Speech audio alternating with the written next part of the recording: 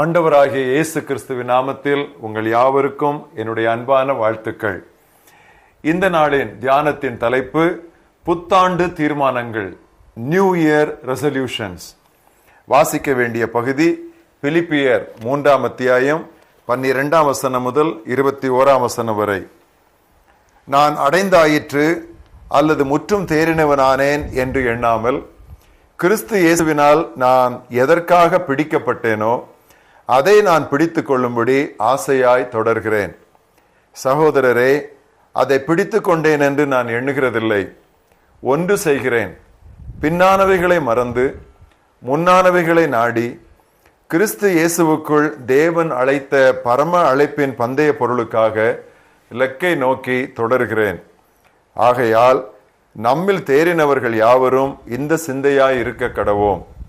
எந்த காரியத்திலாவது நீங்கள் வேறே சிந்தையாய் இருந்தால் அதையும் தேவன் உங்களுக்கு வெளிப்படுத்துவார். ஆகிலும் நாம் எதுவரையில் தேறி இருக்கிறோமோ அது முதல் ஒரே ஒழுங்காய் நடந்து கொண்டு ஒரே சிந்தையாய் இருப்போமாக.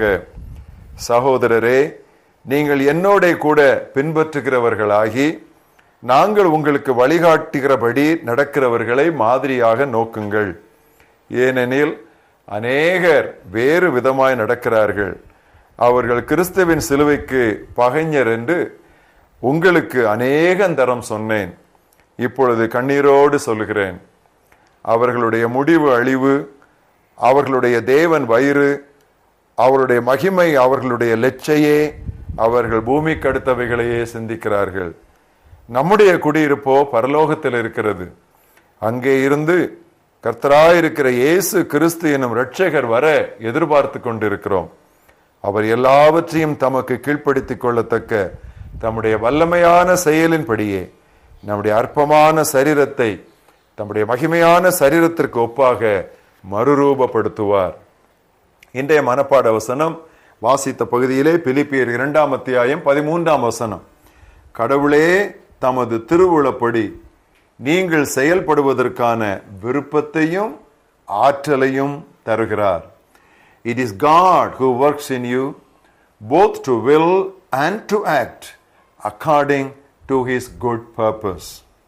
புத்தாண்டு அல்லது பிறந்த நாள் அல்லது நிறைவாண்டு anniversaries, இப்படிப்பட்ட நாட்களிலே தீர்மானங்களை தங்கள் வாழ்நாட்களிலே புதிதாக எடுக்காதவர் எவருமே கிடையாது. ஆனால் தோல்வி மேல் தோல்வி வரும்போது வருந்தி இவ்வித தீர்மானங்கள் எடுப்பதில் அர்த்தமே இல்லை என்று நாளாவட்டத்தில் நாம் முடிவு கட்டி விடுகிறோம். இவ்வாண்டின் துவக்கத்தில் எடுத்த சில தீர்மானங்களை நினைத்து பார்த்தால் ஒருவேளை இவ்வித சோர்வுக்குள் நீங்களும் வந்திருக்கலாம். நல்ல தீர்மானங்கள் எடுப்பதற்காக கடவுளின் பிள்ளைகளுக்கு உண்டாகிற விருப்பமும் அதே வேளையில் அதை செயலாற்றுகிற ஆற்றலும் கடவுளாலேயே வருகின்றன என்று நாம் இப்பொழுது வாசித்தோம். பரமபிதாவின் வழிநடத்தும் கரம் நமக்கு பின்னிருந்து செயல்படுகிறது என்பதை நாம் மறந்துவிடக்கூடாது. நல்ல தீர்மானங்களினால் நல்ல வளர்ச்சி உண்டாகும். தீர்மானங்களை குறியீடுகள், டார்கெட்ஸ் என்று சொல்லலாம். உயரங்களுக்கும் ஆழங்களுக்கும் செல்ல அவை நமக்கு மிகவும் உதவும். இலக்கை வடிவாய் குறிவைக்கவும் மனச்சிதறல்களை தவிர்க்கவும் தீர்மானங்கள் பெரிதும் உதவியாய் அமைகின்றன. நமது தீர்மானங்கள் பலவற்றை கைக்கொள்ள முடியவில்லையே என்று வரும் ஏக்கமும் அதை தொடர்ந்து வரும் குற்ற உணர்வும் நாம் திரும்பவும் முயற்சிப்பதை தடை செய்கின்றன. ஆனால் கடவுளுடைய பிள்ளைகளுக்கு தோல்வி என்பது முடிவானதல்ல.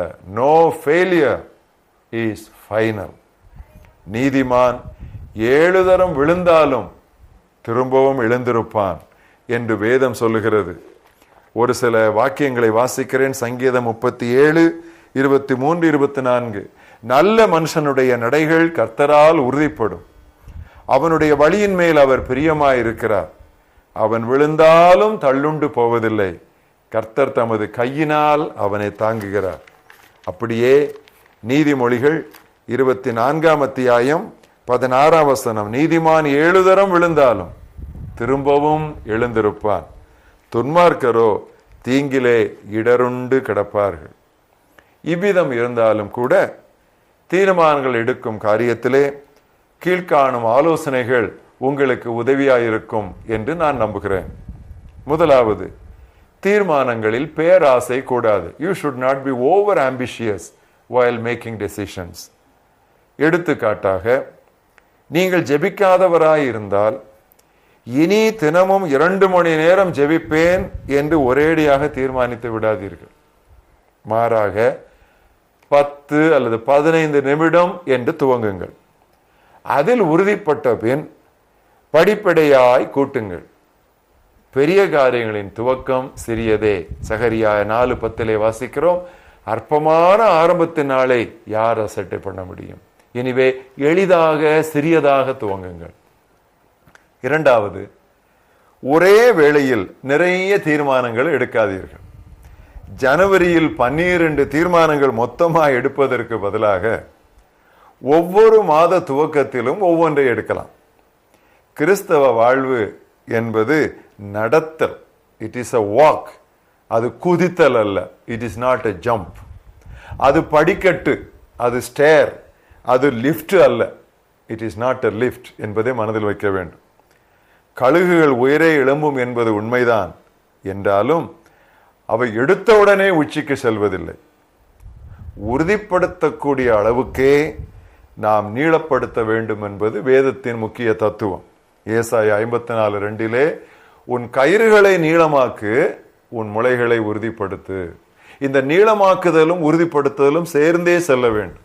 லென்தன் அண்ட் ஸ்ட்ரென்தன். எந்த அளவிற்கு நீளமாக்குகிறோமோ அந்த அளவிற்கு நம்மால் ஆழப்படுத்த உறுதிப்படுத்த முடிய வேண்டும். இல்லை என்றால் நீளமாக்குவதில் சற்று தாமதித்து உறுதிப்படுத்தப்பட்ட பின் நாம் நீளமாக்க வேண்டும். இதுதான் கிறிஸ்தவ வாழ்க்கையின் முக்கியமான ஒரு தத்துவம். மூன்றாவதாக, உங்கள் நெருங்கிய ஜெபத்தோழனுடன் அல்லது வாழ்க்கை துணையுடன் நீங்கள் எடுக்கிற தீர்மானங்களை பகிர்ந்து கொள்ளலாம். இவ்வித பொறுப்பான மேற்பார்வை பெரும் பயனளிக்கும். ஆனால் தனிப்பட்ட தீர்மானங்களை பிறருக்கு சொல்ல வேண்டாம். தீர்மானங்கள் பொருத்தனைகள் அல்ல. Resolutions are not vows. இதை எப்பொழுதும் நினைவில் வைத்துக் கொள்ளுங்கள். உங்கள் இருதயத்தின் விருப்பங்களை கடவுளிடம் கூறிவிட்டு அவற்றை நிறைவேறுதலுக்கு உதவ அவரை நம்பியிருங்கள். வசனம் சொல்லுகிறது, சங்கீதம் 37:5, உன் வழியை கர்த்தருக்கு ஒப்புவித்து அவர் மேல் நம்பிக்கையாயிரு, அவரே காரியத்தை வாய்க்க பண்ணுவார். ஆண்டில் முடிவில் நீங்கள் எந்த அளவு நிறைவேற்றி இருக்கிறீர்கள் என்று கணித்து உங்களை நீங்களே பாராட்டிக் கொள்ள புத்தாடை ஒன்று வாங்கிக் கொள்ளுங்கள் அல்லது நல்ல விருந்து சாப்பிட்டு மகிழுங்கள்.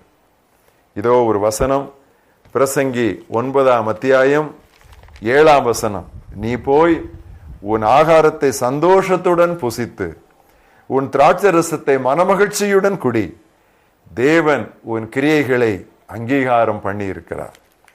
கடவுளே தமது திருவுளப்படி நீங்கள் செயல்படுவதற்கான விருப்பத்தையும் ஆற்றலையும் தருகிறார். It is God who works in you both to will and to act according to his good purpose. இந்த டிசம்பர் மாதம் 30ஆம் தேதிக்குள்ளே நாம் வந்திருக்கிறோம். இன்னும் ஒரு நாளிலே நாம் புத்தாண்டிற்குள்ளே நுழைய இருக்கிறோம். தீர்மானங்களை எடுக்க வேண்டிய சமயம் இது. நிதானமாக உட்கார்ந்து யோசித்து பார்த்து ஜெபத்துடன் சில புதிய தீர்மானங்களை எடுங்கள். அவற்றை தேவனிடம் ஒப்படையுங்கள். முடிந்தால் உங்களுக்கு நெருக்கமான ஒருவரோடு அதை நீங்கள் பகிர்ந்து கொள்ளுங்கள். கொஞ்சம் கொஞ்சமாக படிப்படியாக அந்த தீர்மானங்களை நிறைவேற்ற பிரயாசப்படுங்கள். வாக்கு உண்டு, உங்களுக்கு விருப்பத்தை உண்டு பண்ணுகிற தேவன்தான். அந்த விருப்பத்தை நிறைவேற்றுவதற்கான விசையையும் அவர் தருகிறார். அதை விசுவாசித்து முன்னேறுங்கள். உங்களுக்கு உங்களுடைய தீர்மானங்களை நிறைவேற்றுவதற்கான எனது ஜெபத்துடன் கூடிய நல்வாழ்த்துக்கள். நல்ல ஆண்டவரே, நாங்கள் உமக்கு நன்றி சொல்கிறோம். எங்கள் வாழ்க்கையிலே தீர்மானங்கள் எடுக்க வேண்டியதன் முக்கியத்துவத்தை நாங்கள் சற்று தியானிக்க இன்று எங்களுக்கு கொடுத்த இந்த வாய்ப்புக்காக நாங்கள் உம்மை துதிக்கிறோம். ஏதோ எடுத்த தீர்மானங்களில் தவறிவிட்டோம், தோல்வியடைந்து விட்டோம் என்று தீர்மானங்கள் எடுக்கவே வேண்டாம் என்ற அறவே நாங்கள் அதை ஒதுக்கி விடாதபடி திரும்ப திரும்ப நாங்கள் முயற்சித்து, கர்த்தாவே நாங்கள் படியேறி வர நீர் எங்களுக்கு உதவிதார். நாங்கள் எடுக்கும் ஒவ்வொரு முயற்சியையும் பரலோகம் பார்த்து கொண்டுதான் இருக்கிறது. இருதயத்தின் ஆழத்தில் உண்மையான விருப்பத்தோடு நாங்கள் எடுக்கும் எல்லா தீர்மானங்களையும் நிறைவேற்ற வேண்டும் என்று நீர் கண்டிப்பாக கரம் கொடுப்பீர் ஆண்டவர். கர்த்தாவே, இந்த புதிய ஆண்டிற்குள்ளே நுழைய ஆயத்தமான இந்த இறுதி நாட்களிலே நாங்கள் எடுக்க போகிற தீர்மானங்கள் ஒவ்வொன்றையும் கர்த்தாவே நீர் எங்களுக்கு உறுதிப்படுத்தி தர வேண்டும் என்று நாங்கள் செபிக்கிறோம். என்னை கேட்டுக்கொண்டிருக்கிற இந்த அருமையான சகோதர சகோதரிகள் இன்றும் நாளையும் தீர்மானங்கள் எடுக்கும் பொழுது கர்த்தாவே அந்த தீர்மானங்கள் எடுக்க சரியான விருப்பங்களையும் நடத்துதல்களையும் நீர் அவர்களுக்கு தாரும். அவற்றை நிறைவேற்ற உதவி செய்யும். இயேசு கிறிஸ்துவின் நாமத்தில் பிதாவே, ஆமென்.